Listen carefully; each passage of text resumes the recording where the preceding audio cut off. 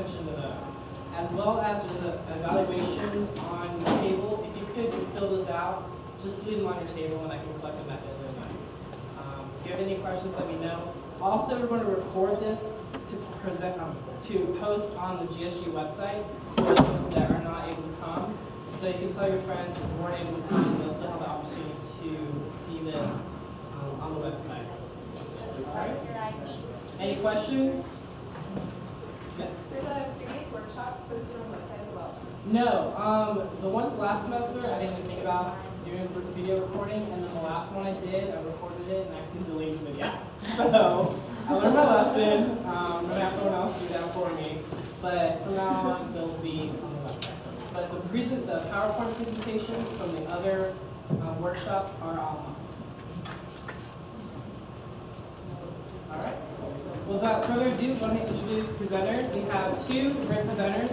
Robbie Nitty, who works from Michelin, and then we also have John Patrick, who works with the Watch. So I'll let them take off and just introduce themselves, what they do, what company it is, and how they got to where they are.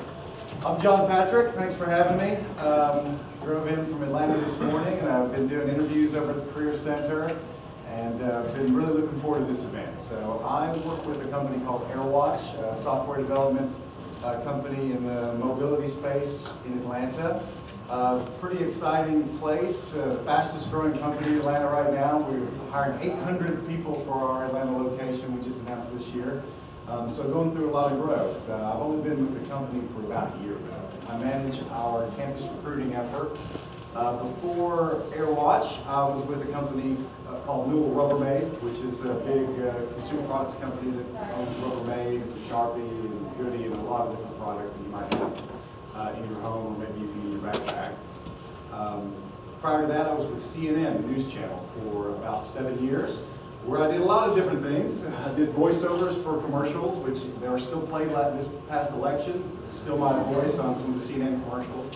I managed their global recruiting program, about 300 interns a year, and we hit up schools all over the world. So I've done thousands of interviews, seen many, many resumes, and some great networkers and some really bad ones.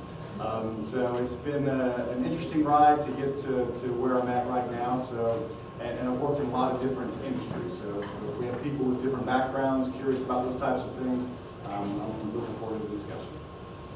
And I'm Robbie Lake. I work at Michelin over in Greenville, so I'm really a local person. I currently am a formulation rubber compounding engineer, so I'm a technical engineering type. But as part of my role at Michelin, I help coordinate the on-campus recruiting team at Clemson. So I come to many events, do a lot of the resume reviews, do's, do nots of the interviews, and I also do the on-campus interviews and career. So I've been at Michelin for right around 13 years. Previously, I was working for an electronic component manufacturer in Myrtle Beach, South Carolina, and I was over their medical products line. I was the engineer of the medical products line, working on implantable devices and chips that go in implantable devices. So really technical person, but I do a lot of career recruiting and that sort of stuff for Michelin. Also, I'm extremely active in a variety of Clemson activities in the Greenville area. So I feel fairly comfortable with the networking aspect. All right, well, thank you. How this workshop is going to be structured is going to be very much on you. I want to have the opportunity for graduate students to ask questions, get feedback that's basically coming straight from employers, what they're looking for. So feel free to interject, ask your own questions, have that freedom to just ask those questions. And I can kind of moderate and call on you and ask questions to you. But we can kind of start off with a couple of prompter questions. So asking the employers, how do you build an authentic network that will benefit students over the course of their career, not just to get their first job? Yeah, I'll start that one off. I think it's more than shaking hands at a career fair or getting your business cards out there. It's really sort of becoming a resource to people and continuing to follow up. You know, a lot of people say that it's all about who you know, but I would counter that and say it's really all about who knows you and remembers you. So going to a networking dinner and giving out 20 business cards or doing interviews or hitting up several booths at a career fair and then walking away from it, you're really only taking half of the step.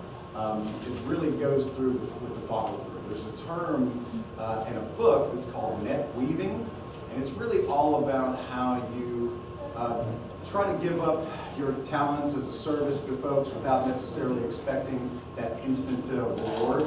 And over time, you build up some great contacts that are relying on you for things, and then when you need to, you can sort of pull those strings.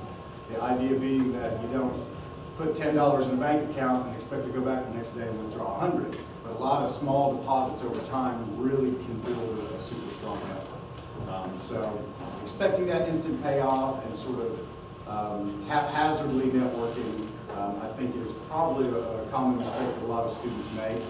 And so my advice would be to make a lasting network is to try to become a resource to people and to follow up and leave lasting impressions. One of the questions I have, how many of y'all are active in your student groups on campus? Or do stuff with student groups on campus? Just to give you an idea, one of the things that I do, I'm an alumni of Clemson, so I actually come back, whether it's through a fraternity thing or through my department, I come back for homecoming weekend. Homecoming weekend and your student group activities give you a lot of opportunities to network with professionals. Over the course of a year, I might come back on campus 10 to 15 times to talk to different student groups. And at those student groups, I have the students that come up and make an impression with me are the ones that come up and talk to me after the meeting. Probably throughout my past 7 years of doing that, Michelin's probably hired 10 to 15 of those people. And why did those people get hired? Well, initially they came up and talked to me. They come up and thank me for coming and talking with the student group. So they made contact with me. They'd see me around Clemson possibly. Hey, I remember you. What was your name again? I met you at the material science and engineering event where you came and spoke. It's one of those things. Once you meet somebody, you continue to sort of, when you run into them, don't be shy about running into them. Actually go and talk to them. Introduce yourself, remind them who you are, and it'll leave an impression with them. Great, thank you. How do you develop your elevator speech? That 5-minute conversation, or even shorter conversation you have with an employer, whether it's at a conference or in an elevator, trying to kind of get to know that individual? I think that's a great question. It is very important. I've been in job interviews where a student sitting across the desk, a lot of times typically the first question is, tell me a little bit about yourself. Kind of breaks the ice and gets into it. That's the perfect spot for an elevator speech. There's many perfect spots, but that's a good one. And I've looked at my watch 6, 7 minutes later and thought, wow, in this 30-minute interview, you're still giving your elevator pitch. Having something that you've rehearsed, that quickly talks a little bit about your background without rambling on, but hits some high points. I mean, both of us just introduced ourselves to you in probably 30 to 45 seconds, and basically gave a version of our own elevator pitch. So I think that brevity, but also detail are really, really important. And write it down. See how it flows. Talk about, you maybe throw a little personality in there. Talk about your background as it relates to the person that you're speaking with, and keep things relevant. One of the key things is career fairs. We always have students come up to us at career fairs, and I was in your shoes one day. I was that guy coming up to a career fair, nervous can be, I want to get a job. One of the key things, if you think about it, is a career fair, when you go up and talk to the company, try to find a connection with the company. Don't go up and tell the guy a joke. I have had students, I work for Michelin. Y'all know what we make? I had a student come up and ask me if we make hubcaps. It's not a time for you to tell a joke. Tell a little bit about yourself. Try to find a connection with the company. If you have something that you feel is relevant to the company, talk to them about that. And that initially will start off the conversation when, as they're starting to review your resume, they're hearing your elevator speech as they're reviewing your resume at a career fair, and you're making that connection with them. You're giving them a little bit about yourself and also telling them what you think about their company. And I think to add to that, the research you can do on the company helps you make that speech relevant. At career fairs is a great example of students. You get to make lots of different types of students. There's a student that comes up and says, I know all about AirWatch. I want to ask specific questions about this position. This is why I'm interested in it, on and on and on. And there's the other student that says, what do you guys do? What are you hiring for? And those are two different types of impressions that you leave on the employer. Do you have any questions so far? Yes. I had a question regarding to the first topic that was talked about, if that's okay. Yeah, go for it, please. So, one thing that you noticed that you mentioned that I thought was pretty interesting was try to become a resource to people. And the first thing I think about when I hear that is, I've been a TA, and I'm now an RA. I have various skills when it comes to teaching the lab, but the only people I help are undergrads. So how do you become a resource to important people? I've got a great example of that. Small deposits over time, if I keep going back to. When I first started at CNN, I started as a tour guide. If you go to Atlanta and visit the CNN Center, you can take a tour of the studios. And so it's not the most glamorous title, and I asked myself the same question. As a lowly tour guide, what can I offer people? So what I would do was when I saw an employee badge on the tour, somebody going through with their family, I would take it up to like 11. And I would always give my card at the end and say, you know what? If you have fun next time you have family in town, remember me, remember this name, John Patrick. And then walk away from it. I wasn't hitting them up asking about promotions. I wasn't trying to follow through to be nagging them about giving me something. I offered something and walked away, and after time, my business cards were all over the building. And somebody would be like, hey, does anybody know somebody down on the tours? Yeah, this guy, JP, gave my family a tour, and it was awesome. And then all of a sudden, without me ever asking anyone for a promotion or for job opportunities, people started approaching me and saying, hey, why are you still a tour guide? Come here, I heard about this opening in my department that I think you might be good for. And since then, every career move I've ever made has been somebody approaching me about it rather than me out there searching for it, because I've become a resource. And even the most little ways is walking somebody through the office on tour. So don't undersell yourself for the role that you're in. I think if you really think about it, you'll be able to find something that you have to offer. Okay, thanks. Yeah. And the one other idea to sort of build on that a little bit, even as undergraduates or grad students, you can get engaged in the alumni events when you go back to your hometown. My opportunity with Michelin, the way I got my opportunity with Michelin, I was talking to a guy from Clemson Alumni Oyster Grills. That's how I ended up at Michelin. I started talking to him, and he's like, hey, you're an engineer. I know they're looking for some opportunities up at Michelin. Do you want to get back to the upstate? And the guy just remembered me, and he mainly remembered me because I volunteered for events. I helped out with events. I stayed engaged with the team. I stayed engaged with the Alumni Association. I was out, I was talking, and I wasn't asking about jobs. They knew I was an engineer. They knew that I wouldn't have minded eventually getting back to the upstate of South Carolina. But it's just, again, it's sort of building up that value over time, and they look at you as a resource, and they look at it as an opportunity for them to maybe help you out. Your question? Yeah, so you were just speaking about a social situation. What are some of the nuances of social situations when you don't want to give an elevator pitch, or does that make sense? Yeah, I think that social situations can be interesting, particularly for recent graduates. I worked with a lot of interns over the years, and we might have a work networking happy hour type of event. And every summer, even though I warn the students on day one, there's always one that drinks a little too much. And not just students either. We hire people that have gone to grad school. There's always one or two in the bunch that make that mistake and sort of cross those types of lines. There is sort of an art to it of being smooth in those types of situations, and obviously not drinking too much, and knowing your boundaries. There is a difference between, I could do a whole presentation on this, but sometimes there's a difference between work friends and real friends. And when you're in professional situations, there's certain subjects that you talk about, and there's other ones that you would just keep between your friends. So it does take, there is a bit of an art to it, and it's not an exact science, but just trying to be, I always tell people, just try to be smooth about these types of things and think before you speak in those types of situations, particularly early. Yeah, because one of the key things is early in your career is when you make the biggest impression. 10, 15 days. I mean, I've been with Michelin now for 13 years.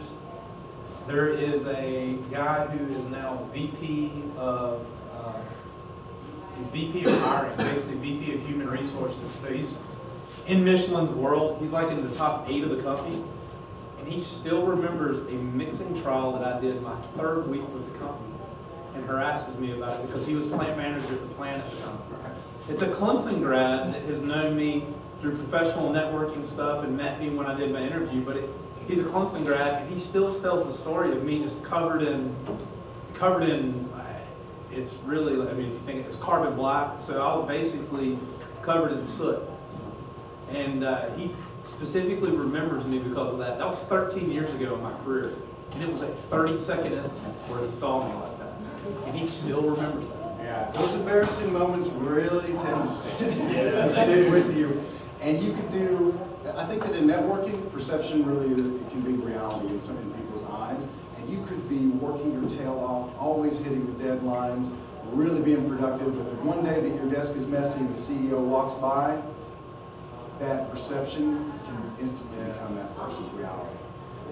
And a lot of positives take a long time to build up and really kind of build your foundation. One little screw up can really hurt you. And I think that the best strategy is just to remember that you're always networking. Networking isn't a thing that you put on your calendar and say at 4:30 I'm going to network. You know, you say you're constantly passing people in the hallway. You're meeting people at events. You're in this room right now networking with us. You know, when I give presentations to the employees at Airwatch and I talk about these things, it's funny. On the first day, we try to give them some tips on networking, getting their career going fast. And I notice the people that are paying attention, the people that are kind of checking their email, doing this and that and this. And then it's really interesting to see the look on their face when I say, you don't realize that you're making an impression all the time. It's your choice to make a good one, a bad one, or something that's indifferent and not memorable. So those negative ones really stick. How do you suggest breaking into a new city? It's funny, we were actually just talking about this.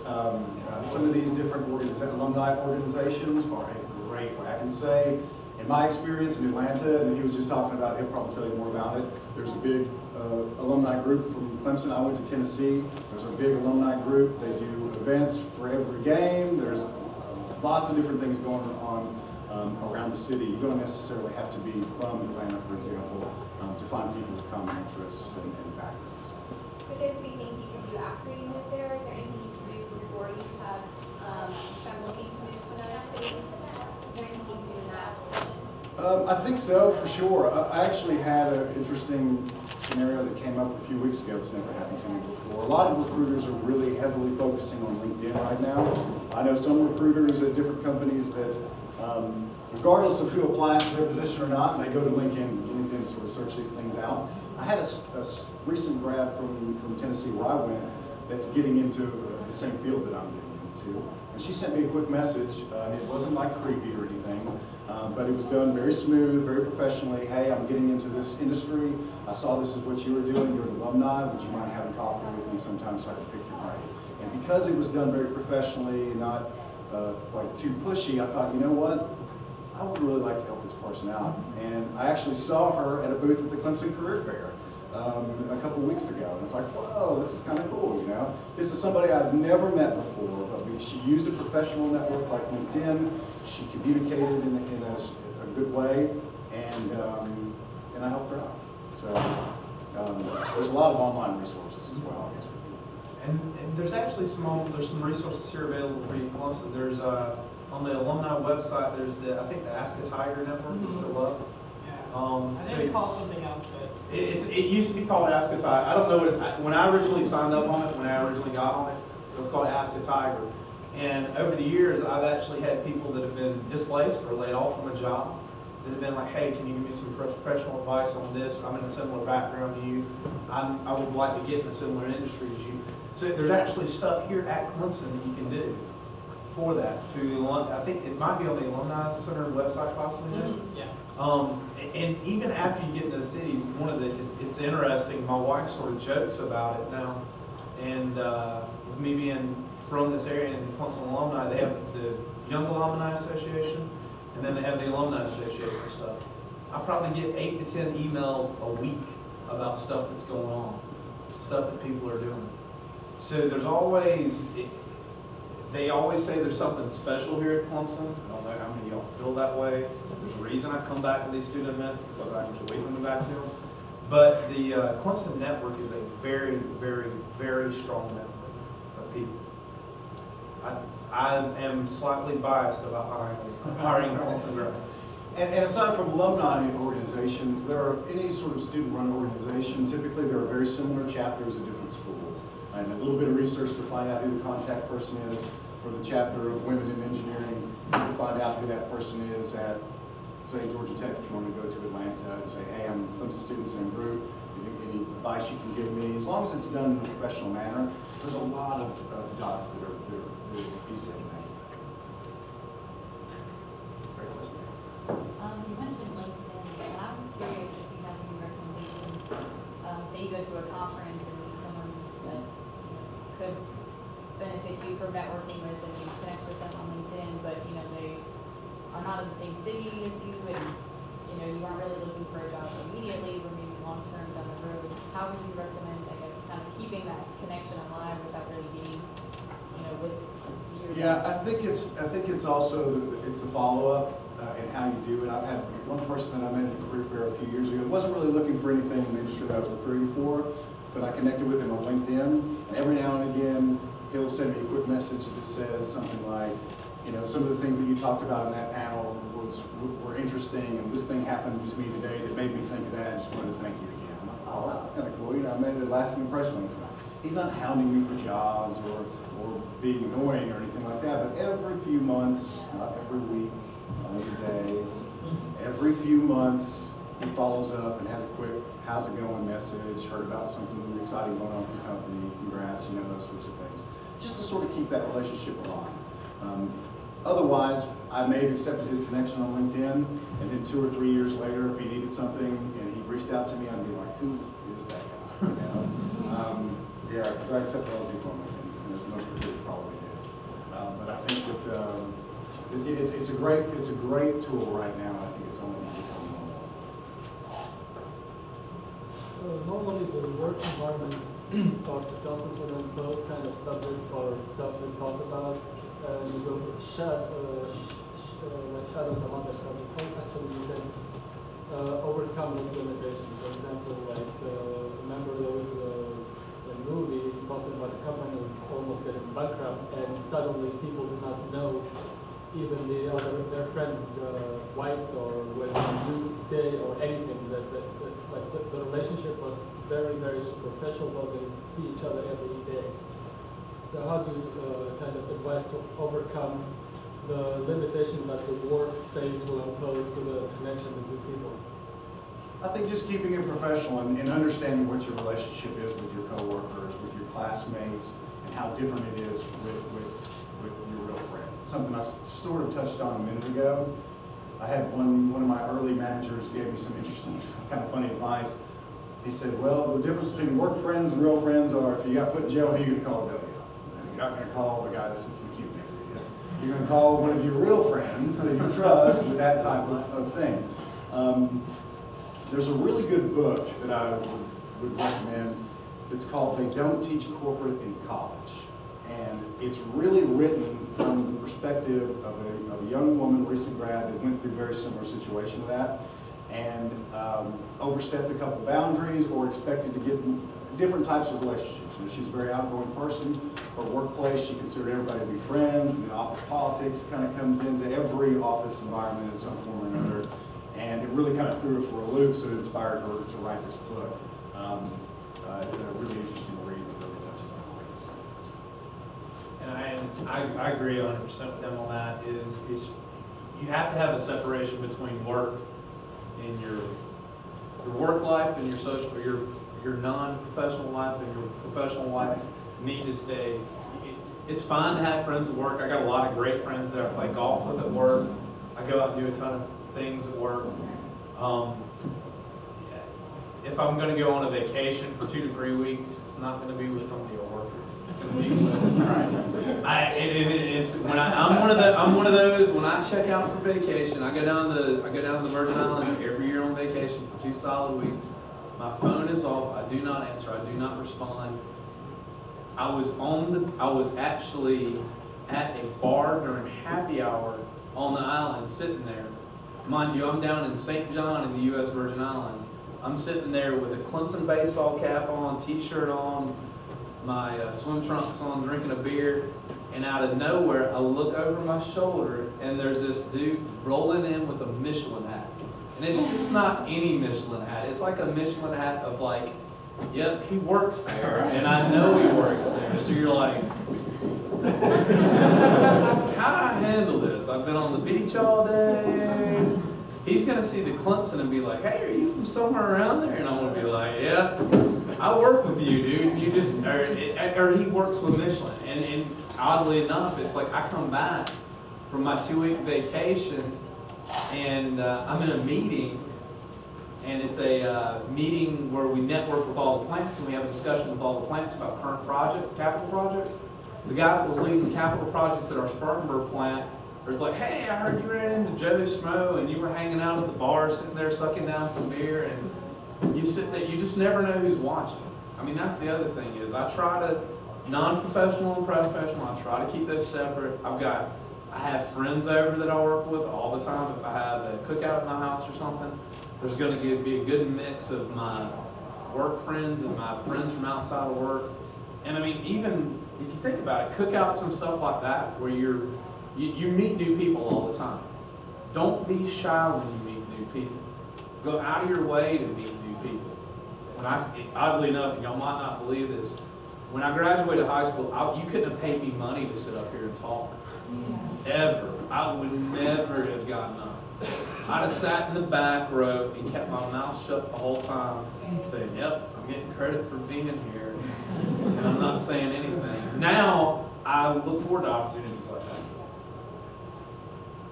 You said that it's okay, it's enough to have a LinkedIn, have a website, or LinkedIn, or you have like a resume or something like that. Do you think that a personal, like another website is necessary?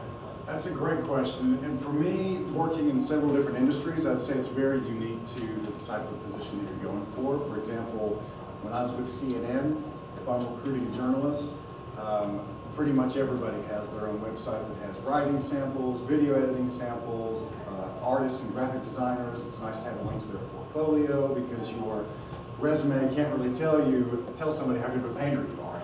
You want to see some of those works, just to use like a general example.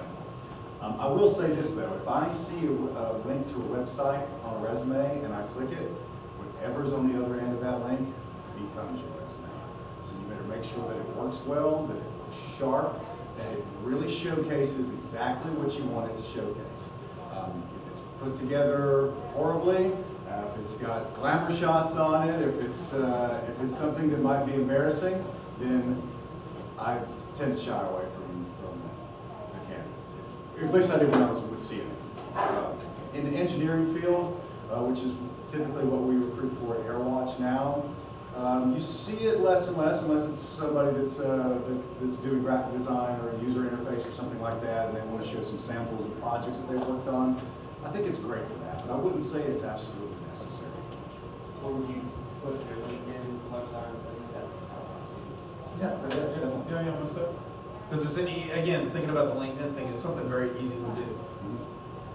Second thought is so this LinkedIn is a endorse system where like people want to endorse you for certain skills. Right. Is that something that y'all pay attention to as far as like, oh look, we're on a LinkedIn page without some involvement? The endorsing thing is somewhat new to LinkedIn, but I will say this, aside from what a recruiter sees when they go to your LinkedIn page and how many, well, they only got endorsed 3 times with that skill, so it's probably not good. What I would say though is when somebody comes to my page and endorses me for public speaking, I think, wow, that's pretty cool. They just gave me a little pat on the back, and that strengthens that network. That person gave me a pat on the back and it made me feel good, so I might go and endorse them. Or it's just something that pops in, like somebody I haven't heard from in a while. It's like, oh, Jim just endorsed my recruiting skills. It's another like harmless unevasive message to send and say, hey, I'm thinking about you. Let's keep the network alive.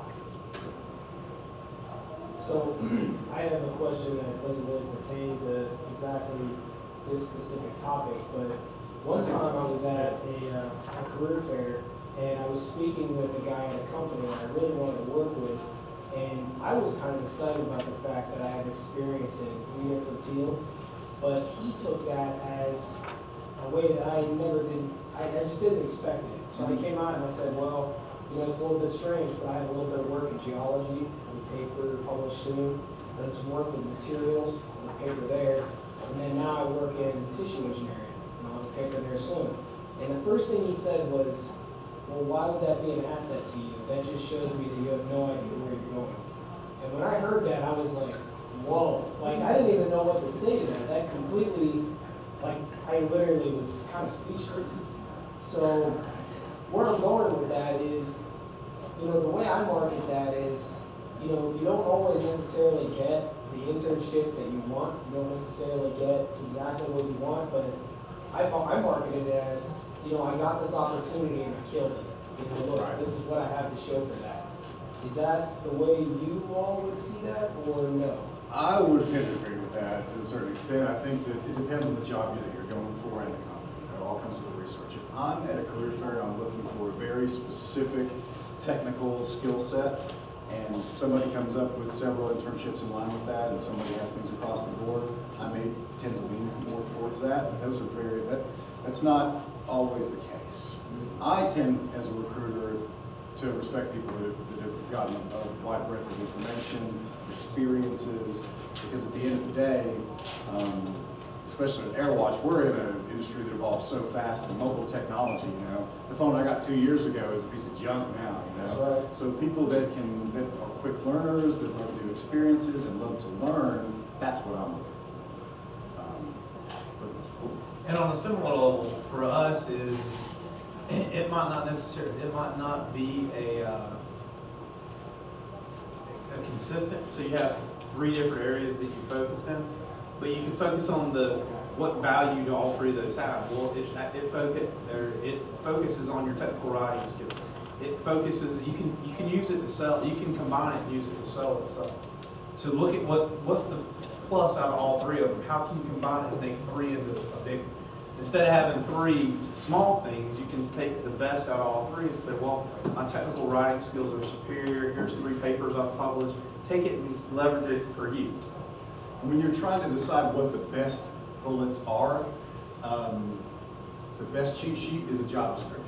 You know, if somebody comes to me with a 4-page resume of a wide variety of different experiences, compared to somebody with a 1-pager that's very clean-cut towards exactly what we're looking for, I would say through those experiences, if you research the company and the position enough, you can find a couple of very relevant bullets under all of the things that you've done that can really make that resume scream, I want to be that position. Also, if I may, I'd like to follow up on that a little bit. Another thing that I struggle with is brevity on a CV or resume. You know, it's like that's your only time to show off. So how do you, I know this isn't maybe I shouldn't even ask, but how do you decide what you want to put on your resume when, you know, getting back to what, you know, the other individual said, you know, how do you have to pull the best out of everything you've done. Right. The best could mean different things, though, for different companies that you're applying to. Yeah. So, for example, if you're going for, if you have a background in materials, just a background, and let's say, for me, I've got a background in journalism, a background in computers, or in consumer products, and now in mobility. So, wow, that's a lot of very different things. All those industries are very different from one another. So if I were to go to apply for a job today in some new industry or in one of those, I would try to take, when I think of the best, I really think of the most relevant to the job that I'm for. That's what the best is. And when you do that, you can really trim it down. I had an intern a couple of years ago, and she was an Olympic swimmer. And she had a resume. She was an engineering student, but had won medals and was trained her whole life to be a professional swimmer. So she comes to me with a 5-page resume to help, and I told her I'd help her, you know, write it. I'm like, wow, okay, so here's, the internship you're doing with us is buried on page 3. That's interesting. all of these swimming accolades and records and meets. I'm like, so what are you applying to be, a swimmer or an engineer? You know, these are all great, and they should be something you're proud of, but a resume is not a collection of every cool thing you've ever done. It's a custom tailored document to get you a job. So you got to think, what does that recruiter want to see on this resume, and how does that relate to what I've done in the past?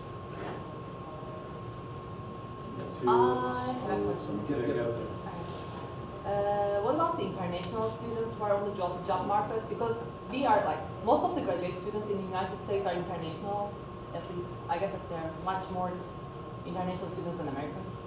But I guess that in the job market, when we apply for the jobs, very normally, like it's very normal that Americans have like most of the chance. So is there a way like to like blitz our like chance like to be in the market?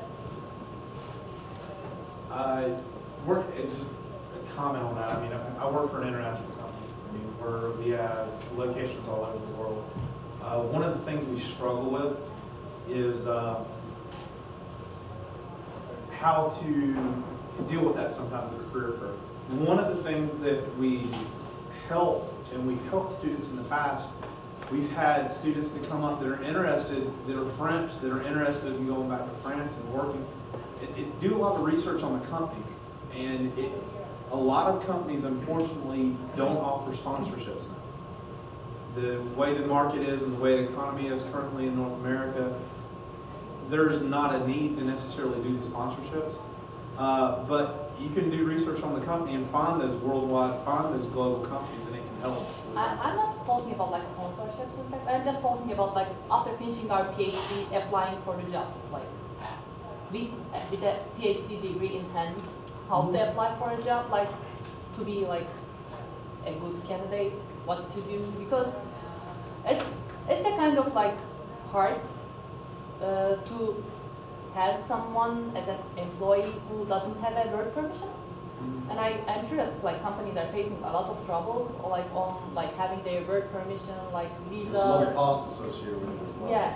So how to be like better candidate than the others in order to like make the company to work for all those things? Well, it just depends. I mean, I'm in a unique situation with AirWatch where we do sponsorship for certain positions. And it's really for the right people. You really just have to show how much better you are than someone else that might be applying for that job, because a company hiring an international candidate over a domestic one means that they would have to spend a lot more money on visas, and there's a lot of paperwork, and the HR teams have to work overtime to make sure all those things continue to work. So there is a bit of a hurdle there.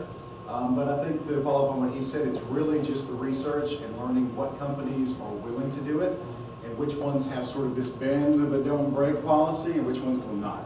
You know, and save yourself the time of chasing down positions that they're not going to consider students that require sponsorship. That's really the biggest. Other than the sponsorship hurdle, I don't see anything that would hurt necessarily an international student, or would make an international student have less of a chance, unless it was communication skills and English and things like that might be more important for certain roles than others. I think the sponsorship thing is really just the biggest hurdle, and it has to be research on your end to find out which companies are flexible, and so you don't spend your wheels chasing down the things that are. Thank you. I'm kind of in a similar situation as her. So, what do you think are the most common mistakes international students make in communicating with an interviewer? And I also have a question about, so what are you really looking for on a PhD student? So that has to be something different, but is the dissertation topic really the same you're looking for, or something else? That's a great question. I think common mistakes for international students are very similar to the common mistakes for domestic students. Yeah, I don't think that there's I can't think of any particular common mistakes that stand out that I see across the board with international students off the top of my head. It would be any different from U.S.-based students. But I will say with your PhD, It just sort of depends. A lot of PhD students are really heavily involved with research, obviously, to do your dissertation and to work through that and to find those types of positions that involve a lot of research, that aligns with the types of things that you're studying. I think that a PhD dissertation is very similar to your senior project in undergrad. You know, depending on where you're going for a job, if you really want to showcase that dissertation as something that sets you apart as a candidate, you want to spin it to where it gives some sort of value to that position. And I'll agree, it all has to do, a lot of it has to do with the amount of research you do on the companies. Focusing on the companies, focusing on if you want to stay in the field where your research is done, or do something that sort of builds on that.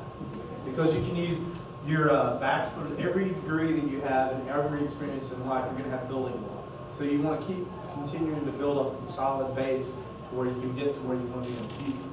So use that as a building block. Use it as an opportunity. Well, I did my my thesis on antioxidant use in rubber. What type of different companies can you go work for with antioxidant and rubber? You can work, there's so many different companies, and it's sort of mind-boggling sometimes when you think about the different companies you can work at. My degree's in ceramic engineering. Everybody says, do you make bricks, toilet bowls, boarings? No, I make tires. I work at Michelin. So I'm sort of outside the box for my degree, but I use my previous experiences to build on it. So use it as a building block, because you can sell yourself with it. Your technical expertise that you're developing with your research, you can use that as a building block for something different, something to evolve in the future. I have an undergrad degree of polytechnician. I don't know, here in the US it doesn't mean anything, but it's in France or in French part of Canada, it's a very high diploma. Right. So if you like, for example, if you want to draw the attention to the person that is reading your CV, that you have a lot of experience in different things to show that you actually don't have it like yourself and your how you actually deal with the stuff more than actually what you know. So for example, if you have a CV which has like someone with photography skills or poetry skills, like just on the other side, not on the main side, or does it, or like for example, I have my engineering, I have an internship in programming Java 3D, but my graduation project was just on woven composites. So how can I actually show or draw the attention to the person who's recruiting me that has skills of, like, I can actually do different stuff, like for example, if I write, for example, photography or programming or anything in others, does it mean that I will draw to the same conclusion like why you're actually writing this to me if I don't need it, or how can I actually make him think that I'm a person who can deal with different stuff no matter whether it's new or not new? Well, I think that it's all about the relevancy of the position that you're going for. I always find it interesting when I see a resume and it says, here's work experience, and then here's relevant experience. I'm like, it's not relevant, and it probably shouldn't be on your resume for where you're going. With degrees, that if you have the worry that somebody might not understand everything that went into an undergrad degree, I see relevant coursework for people that a little line underneath that degree, relevant coursework. And I see classes, and that's an easy one where you've got like 3 resumes, and here's 3 different companies. Here's the relevant coursework for that company, here's the one for that company, here's the one for that company. It's an easy way to customize your resume. A little trick there. But I think that if you're worried that they won't understand the degree and won't understand all the things that went into it, then tell them. Put it on writing. It's difficult to tell someone that you scored high to get to that school. Because you will tell them that I know this, this, and this, but you cannot tell them that he will not understand that you have scored very high to go to that school. Well, another way to clear up any confusion with subjects like that, with gaps in employment, with lots of different things on your resume, is a cover letter. It gives you an opportunity for 2 paragraphs to say exactly what you just told me. Are there any networking pet peeves that you have, such as somebody can't remember your name after meeting you 5 times? I'll let you jump into that one. There's a lot of them.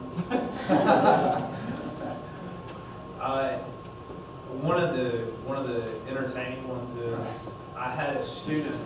There's a student, and it's a Clemson student, that comes up and said, it was probably 6 months after the career fair. So you work for Milliken, right? If you want to come up and talk to me and want to make an impression with me, make sure you know who I work for. It was at a baseball game. I'm sitting there, and it was sort of comical in a way because like I was sitting at the baseball game with my family and my season tickets. The guy comes down and sort of sits 2 rows in front of me, and I looked at my nephew who's 7, and I said, "Watch this. This guy's going to try to talk to me." So the guy came up and sat down. He's like, "Hey, I met you at the career fair a few months ago. I just wanted to say hi to you. How are things going at Milliken?" Well, mind you, I have a very observant 7-year-old nephew who will make you feel like a village idiot for not knowing that I work at Mission. So know the company, make sure, know the people. Don't put yourself in an awkward situation. If you can't remember the person's name, introduce yourself first, because sometimes that might prompt them to introduce themselves. He gave the work happy hour thing as an ideal thing. Don't be that guy. I mean, I think that's the easiest, and I think all y'all understand it. Don't be that guy, because that guy will be remembered for his whole career for that one incident. And one bad impression, you got to do a lot of good to take away the bad. I think that strong networking skills can be really icing on the cake to what you're doing and the things that you've accomplished that you can actually quantify and put on paper. I used to have a person that reported to me that was always late, was lots of complaints from coworkers. Nobody would have thought that she was horrible because she was a super networker. Everybody knew her. She was involved with lots of different things around the company. She had one foot out the door the whole time, though. She was expecting this job to be a quick stepping stone, but every time that one of the managers thought, well, you know, so-and-so came up, Mom, you know, everybody knows her, she's great, how's she doing at work? And I was like, you know what, I gotta be honest with you, I'd like to get her out of here. I wish that networking would work. And I had to be honest. She networked at the expense of not covering her own things, not doing her job well, and becoming better and more skilled in her role because she had one foot out. So networking, though it is super, super important, should not be done at the expense, you know, of your job. You know, it's one thing to say hello to some people in the break room, at the water cooler, talk about The Bachelor or the football game. It's another thing to be constantly hanging out in the break room and roaming around and annoying people. So there is a fine line there. That, like I said before, you just got to try to find that balance and try to be smooth.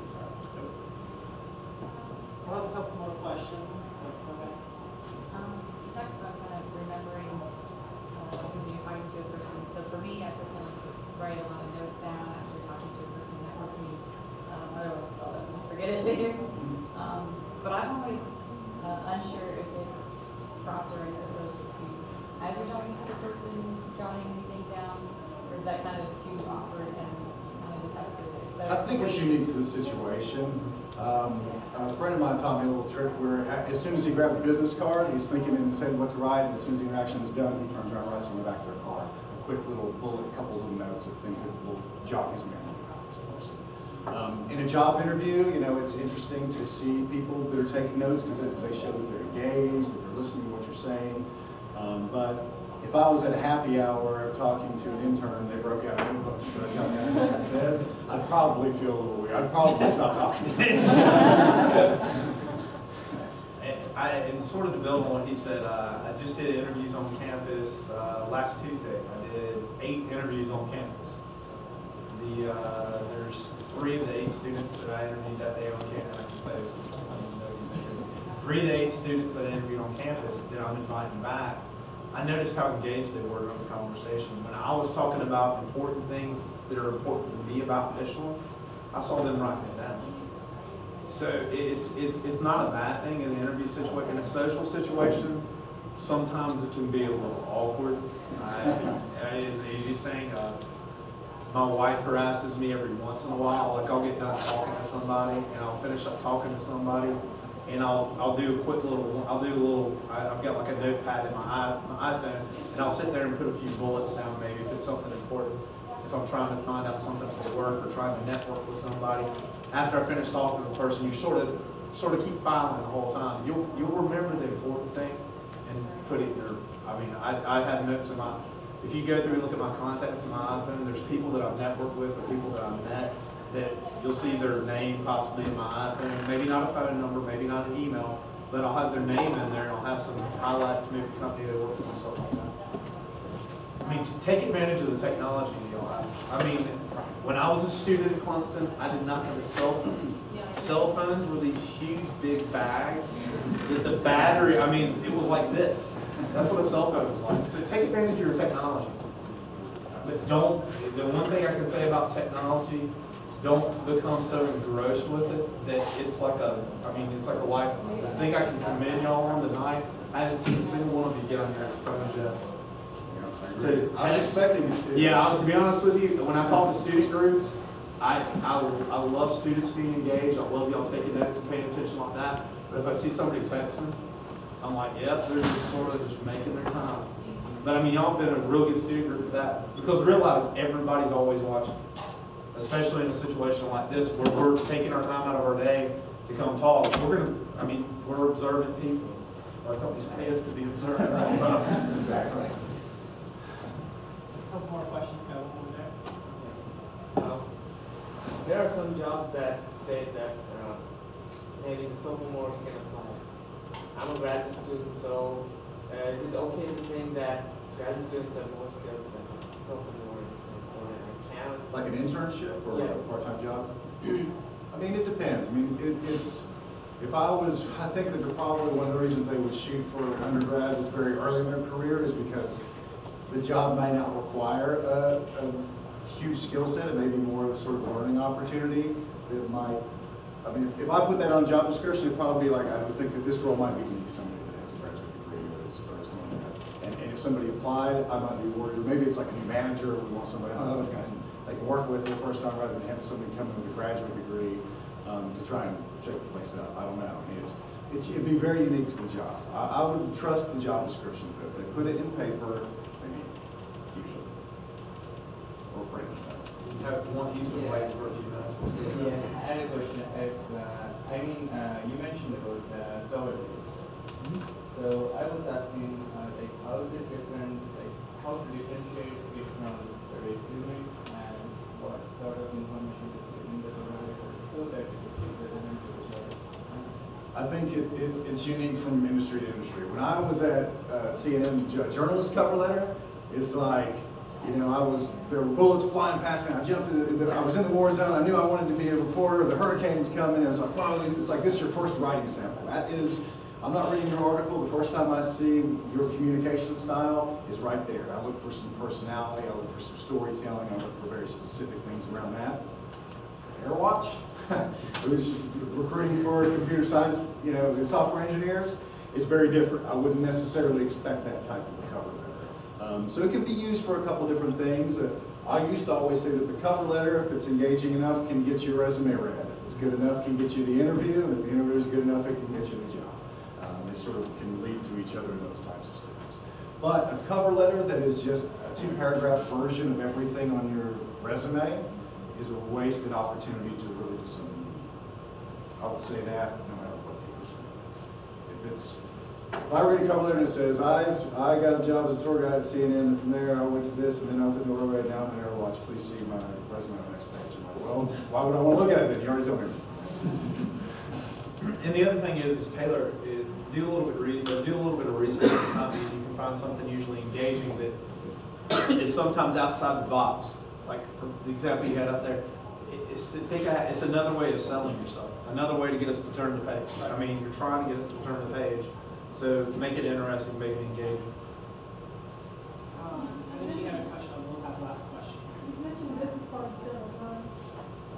Would it be presumptuous for a student to carry a business card with just the basic contact information on it? I see it all the time. Yeah, I see it a lot. I see it a lot. And in a lot of cases, don't be offended if companies don't get, like for example, I'll go ahead and tell you right now, I do not have business cards on me. I don't carry business cards. Don't be offended if companies don't give you business cards. Don't, and and it depends on the company. There's another gentleman that comes and does speeches like this and talks like this that says, don't give up until they give you a business card. For me, if I tell you I don't have one, I'm not lying to you. I carry them. I carry my business cards at professional functions, technical seminars, stuff where I'm truly doing work for my job. So it's a careful line. You walk the students with a business card. I see it a lot. I see it a lot that has their LinkedIn stuff, has the contact information, and maybe has what the degree is. I mean, you can get examples of business cards out on the internet that are really good. Definitely. And then you always got LinkedIn, the online business card exchange. Just to be. Yeah. We'll let him go ahead and ask the question. He had his hand raised. Well, I'll be nice. In a couple of weeks, I'm going to be going with a student group to actually visit a company that is a prospective employer that I'd like to look at. What would you say is the best way to optimize that kind of situation where it's a tour of a company rather than like a one-on-one interaction? Well, as a former tour guide, I had a lot of people that come take. There's a little bit, just a quick story I'll make fast. There's a quick, at the CNN Center, they have this little thing where they make their own video and like you're allowing fake news, and then people would do that and then give it to me as like a reel, like, hey, can you get money? But I had resumes on the tour all the time. I would say don't interrupt the tour to push your own agenda to get a job there. But if there's downtime at the beginning or the end to mingle with the tour guide and talk about that you're interested in that job, what would be a good route to take. Don't expect the tour guide to walk you up to the HR office and schedule the interview on the spot. But just to kind of ask for best practices. How long have you been working? I used to love it. People would be like, so you want to be on TV someday or something? They always want to know about me, you know? And as a guy that's like walking around touring people through, I always thought that was fun, you know? So maybe doing something like that is like, you did a great tour. Like, how'd you get this job? What do you see yourself doing from here? Get them engaged about talking about themselves and then go into show you. And not necessarily know what your tour is. I do, when we are able to do tours with student groups, or we have student groups come to events with Michelin, and I'm one of the representatives for when Clemson student groups come on to our sites. Ask questions. Again, it's an opportunity to leave an impression. Hey, that was sort of interesting. That guy was asking like some technical questions about our process. Ask questions. When you have an opportunity at downtime, like you were saying, take advantage of it. It's not, to be honest with you, for me, if I have downtime, if we have like a restroom break or something on the tour and I'm sitting there hanging out, waiting for a few minutes, I'm totally fine with some friendly conversation. And you can usually figure out a way to move in. Yeah, well thought out questions. That's yeah, exactly. That's great. Cool. Right. Well, do you have any last final words of wisdom to provide these graduate students? Let's see. Wow, that's a tough one. I'll let you go first. Yeah. Well, I think you're in a, okay, here's one thing that on networking I'd love to throw out. After you graduate, the opportunity to go to a career fair and have hundreds of companies stepping over each other to talk to you and introduce themselves to you, those types of opportunities tend to evaporate once you're no longer a student. There are certain events and things like that that you can go to that take advantage of the Career Services Center that you have here on campus. Trust me, I've been to schools all over the world, and the team here works really, really hard. They've got some great facilities, and they really put on events like this. Take advantage. The fact that you're here already says that you are taking advantage of it. But these types of workshops and seminars and events tend to dry up when you walk away from the academic world and the professional world. So take advantage of them while you still can. And I agree with exactly what you said. There's a lot of students, and when I was here, I'll tell you, the Career Center was not what it is today. It was located down at Holsendorf in the Y. It was, oh my gosh. And for us, we take a lot of pride in the fact that our name's on that Career Center. We take a lot of pride in that. We take a lot of pride in what goes on in that facility. There's a reason, and it's just not to put the Michelin name out there. We take a lot of pride in the time, the investment that the people at that center make in the students. They want you to be successful. They want you to get the Clemson name out there. They want you to say how great your career is for Clemson. So definitely leverage your resources at that Career Center. It's probably I've been to a lot of campuses, again, similar to he has, and this is one of the best ones that I see. So, thank you for having me tonight. Definitely, thank you all very Thank you. much. Just a couple, again, housekeeping things. Your evaluations are on your desk. Please fill those out and just leave them on your desk.